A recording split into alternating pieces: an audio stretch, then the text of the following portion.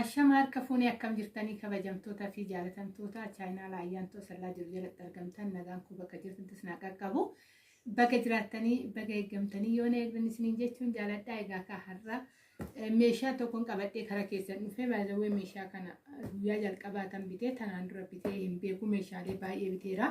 Meeshaaleen baay'ee bite keessatti meeshaan kun hin bigneen ture. Isaa fi meeshaaleen ganaa bitamaa garuu meeshaa kana isinitti argisiisuu fi amma immoo meeshaaleen gatii baay'isan akka jiruun odeeffannoo isinii kennuudha karaa keessan dhufee yeroo darbe ka birraa darbe wanta baay'ee isin jechaa ture meeshaa hunda dhiistee naan jennaan meeshaan dhiisnee amma yeroo isaatii miti amma namni sirriitti bitaa xiqqoo achi yeroo siqeen jalqaban jedhee akkuman jedhe kun jalqabee too jira bittaa isaa isiniin jechuun jaaladha. Egaa viidiyoo kana laayik sheer gochuun dagatinaa warroonni chaanaala keenya faaraa taatan waggaaraattan sabiskiraabii godhummaatii keenya ta'a jechuun gaman waan affeerraa kootii warri turtiin faana gootan hedduu tokko galatoomaa isiniin jecha. Egaa kana gizee hundaa bitaa ture argitanii jirtu viidiyoo kiyya keessatti kun haarawaa miti gatii isaa hunda isaatu isinittan himaa amma meeshaaleen baay'eessa jira warri bitachuu barbaadan illee jechuudha. Egaa kaa hidhaarraa hiikitanii hidhaan isaa kanaadha ammuman irraa hiikee jechuudha asitti. Isiniin jedhaa walumaan ilaallaa gatii isaa dhumarratti nan dubbadhaa in ariifatina viidiyoo galaattan dhokkaan dhaggeeffadhaa. Erga dhaggeeffattaniin booda abee akkatti ulfaatu wanni isaa meeshichi isaa ana dadhabina kiyya ta'e meeshuma ta'e baay'ee meeshaaleen baay'ee mirga meeshaatiidha. Isiniin jedhaa obsaan na dhaggeeffadhaa obsaan laalaa. Meeshaaleen isaa biroon isaatti galu hundi isaatu iyyuu kunoodha. Isiniin jedha neeraa bu'essee san sodaadhe jechuun lafaa hin fuudhama garuu naadha. Meeshaalee kana karaa biraatti argitanii jirtu ana garuu anaaf haarawaadha bituun kiyya baay'ee mirqii meeshaati baay'ee biiffedha. Warroonni barbaadan baay'ee meeshaalee mirxii ta'eedha. Saayiziin isaa guddaa fi xiqqaa qaba. Ani kanan bite kan naa biteette guddaadha. Obboleettiin kuni garuu meeshaalee fi gatiin isaa walitti dhufu egaa kaawwatti isaa eeganii waggaa bitan yookaan yeroo isaa eeganii waggaa bitan jallisaa akka argaa jirtan ho'isuus hin danda'a. Biiffeedhaa dhiyeessanii tokkorree jechuudha. Ho'isuunis hin danda'ama. Qadaan isaatiillee sibiila jallisaallee sibiila. Xarzii isaa qofatu shiboowwanni qaba jechuudha. Hababaa qaba baay'ee bareeda. Adii isaa tarii baay'eetti hin buune qalbiin koo baay'eetti hin buune adii isaatitti kun guddaadha. Guddaawwan jedhu isa dhumaatii miti. Baay'ee meeshaa gurguddaawwan naa biti naan jettee baay'ee guddaa kan ta'anidha. Isin jechuun jaaladha. Egaa inni guddaan dhumaatu inni itti aanu baay'ee guddaadha. Wanna fe'anasitti kuni andaanquma walitti naqanii andaanqoo miidha fuudha. Isiniin jedhaa egaa kan kanaadha.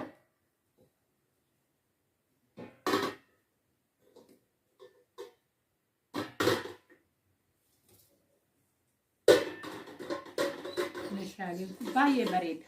Biffee keessallee qadaada isaatti naqanii qadaan isaa biloonii jalaatii kun baay'ee gaarii hin ta'u. Biloonii jalaa wanni ta'uu danda'a. Biffeetti naquu nan danda'a garuu abbaa seenee hooba'ee rakkisuu ta'uu danda'a. Biloonni isaa kanaadha. Achi ishii kanatti haxxaabbaqaniitu galchuu qofaadha jechuudha. Wanni machiin nama rakkistuu iyyuu hin qabu. Baay'ee tokko gaariidha. Meeshaalee bareedadha. Warri bitachuu barbaadan bilbilallee isiniifan maxxansa isiniin jechuun jaaladha. Itti fayyadamuu dandeessu. Qadaada isaa isinis kan argisiisa. Qadaan isaatillee baay'ee mirxii kan ta'e akka qadaaduma shaglaa saniitti qadaada baay'ee wanniidha jechuudha. Akkatti itti galee baay'ee bareeddi. Baay'ee babbareedde akkatti irra taa'e akkasinitti mul'atu isinitti argisiisuun baay'ee gaariidha.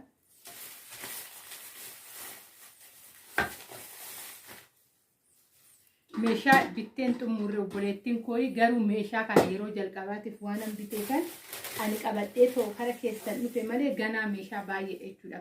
Kan bitee ganaa walumaan ilaallan isin bitaa kun yeroo jalqabaa anaaf bituuf yeroo jalqabaa waan ta'eef akka laaltanii itti fayyadamtan gatiin isaatiillee baay'ee tokko gaariidha. Kana akkanumattuyyuu giiftii kan namaa kenninudha jechuudha. Baay'ee ta'eetii miti mana keenyatti waggaa bitannee itti fayyadamne nama gammachiisa yoo ta'e filatamaadha. Siin jedha kana gaafa immoo kara biiffee dhufee qadaadni isaa tokko tokkoon irratti galu baay'ee meeshaalee bareedudha. Siin jedha na dhoksee meeshaalee shaniidha. Akka darajaa shaniitti baay'ee guddaadha. Baay'ee guddaa fi mirqii kan ta'edha. Siin jechuun jaaladha. Egaa kanaa warri jaalattan waggaa jiraattan ta'ee viidiyoo kana laayik sheer gochuun dagatina. Warroonni chaanala keenya faaraa taatan jiraattan sabskraayibii godhummaatii keenya ta'a. Keessattuyyuu gizee biiffeedhaa ta'a. Qadaan ishee irratti kan ol kaatee mul'atu baay'ee bareeddi. Baay'ee namatti tolti. Isiniin jechuun jaaladha. Egaa kanaadha yaada hoo qabaattan saanduqa koomentii irratti na barreessaa. Meeshaaleen ishii ganaadha. Garuu ani kana ammas irra deebi'een dubbadha. Waan kana yeroo jalqabaatan bitee meeshaalee baay'ee biteera. Distii sharraawwanii yeroo baay'ee bakka baay'ee ergee jira meeshaalee mana keessaa.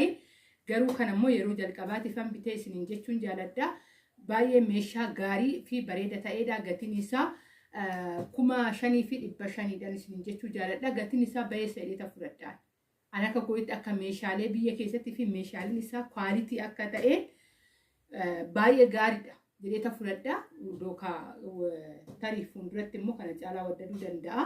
Isin waan jettan hin beeku. Ani garuu baay'ee jaaladha. Akkam biyya keessa jiruun akkam meeshaalee argaa jiruun meeshaaleen kun baay'ee gaarii. Tokkoffaa kan jalaa warri lukkuullee itti qopheessuu dandeessan aga lukkuu beeku aga lukkuu lama sadiini fuudha. Kan olaanu kun lukkuu kan inni sadaffaarra jiruyyuu lukkuu tokko hin fuudha jedheetan yaada. An akka abbaan akkatti hojjetu abbaatu beeka waan ta'eefuyyuu isin hin beeku. An akkas jedheeta fudhadha jechuudha. Kanaafuyyuu meeshaaleen kun kana isiniin jechuun jaaladha. Baay'ee mirqii kan ta'ee fi ismaartii kan ta'edha. Warroonni xalabachuu barbaadan bilbila taambilee irra nan teechisaa. Warroonni immoo bilbila kee qabdan na dubbisuu hin dandeessanii. Meeshaaleen amma yeroo kana haga ganni booda baay'ee gaariidha. Warri bittanii fe'achuu barbaaddan warri bittanii teechisuus barbaadan isiniin jechuun jaaladha. Isheen tana yeroo hundaadha kan bitamtu. Birrii 700 bitamte jechuudha. Baay'ee bareedda. Baay'ee gaariidha. Kanaaf isiniin jechuun jaaladha. Egaa ka furdaa fi qallaa qabaa yeroo baay'ee jedhanii kunootidha. Wanni masakkaan isaatillee isiniin jedha. Kan wanni ta'edha jechuudha. Kun akkuma argaa jirtan kana furdaadhaan isiniin jedha. Kanaaf warroonni yaada qabdanii soo jiraattan nu barreessuu hin dagatinaa isiniin jedha. Viidiyoon tiyya guyyaa har'aa kana fakkaatti. Baay'een isin jaaladha. Baay'een isin kabajaa. Bilbilli kiyyallee warroonni afaaninis barbaadan duwwaa 945 82 67 45dha isiniin jechuun jaaladha. Taambilee irras nan teechisaa achi na dubbisuu dandeessanii waatsaappii iimuudhaan yaada keessan naa teechisaan isiniin jedha. Baay'een isin jaaladha. Baay'een isin kabajaa. Bakka jirtutti nagaa naa ta'a.